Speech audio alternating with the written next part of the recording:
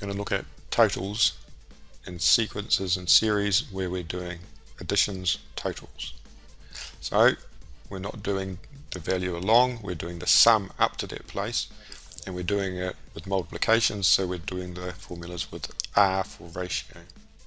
So, as we learnt before, sequence is where there's a common multiplication, that's geometric, but we're doing the matching series.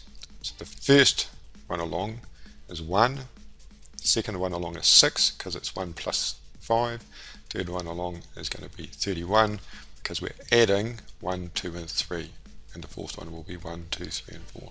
So this is the matching series for the sequence. So all the questions will be asking for sums, totals, or the equivalent of that. Not looking for a place along it, we're looking for the value up to that point of all the previous ones. If we're finding the value at a specific point, specific time, then we need to use the term formula. So this is our formula, and it's in terms of A, the ratio R, and the place along N, and we have to be a little bit careful when we put values in that we get that formula set right in our calculators. So here's the question, what the first 20 of these add up to, 3, 6, so on. Well, we're asked add up to, so we are looking at a sum. The first value A is 3, our ratio is 2 because every time we're multiplying by 2, and we are asked 20 along, so N is 20. Stick it in our calculator and they add up to 3 million in sum. That's why the ratio R tends to be small, because otherwise the numbers get very, very large indeed. Here's a word problem.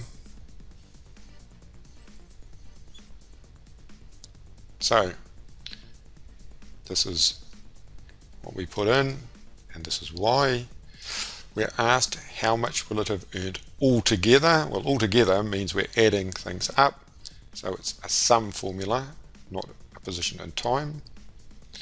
We started with 3.6 million. It's growing at 5%, so our ratio is 1.05. Remember that will be given to you. And we're 26 years along. So we stick that in our calculator, and the answer is 184 million. Process can be done backwards. So for that previous question, how long would it take the company to earn a total of 200 million? Well, our sum is 200, our start is 3.6 still, our ratio is 1.05 still, and N is our unknown. We have to solve that. If you don't have logs, then you have to do it by guess and check, or using the solver on a graphics calculator. I'm just going to quickly show how we do it. If we're going to do it by algebra, and the answer is 20.9, so we would round that upwards to 21 years.